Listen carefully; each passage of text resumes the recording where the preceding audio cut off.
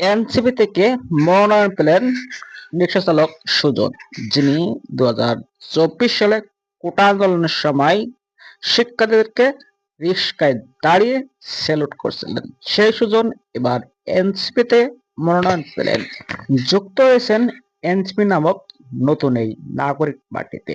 24 সালে শিক্ষার্থীদের আন্দোলনে এক রিক্সা চালক স্যালুট করছিল রিক্সায় দাঁড়িয়ে।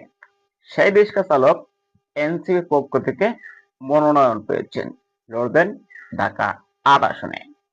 ছাত্র জনতাকে স্যালুট করা সুজন ঢাকা ৮ আসনে মির্জা আব্বাসের সাথে প্রতিদ্বন্দ্বিতা করবেন। একজন রিক্সা চালক এবং বিএনপির বড় নেতা মির্জা আব্বাস ঢাকা ৮ আসনের এমপি প্রার্থী।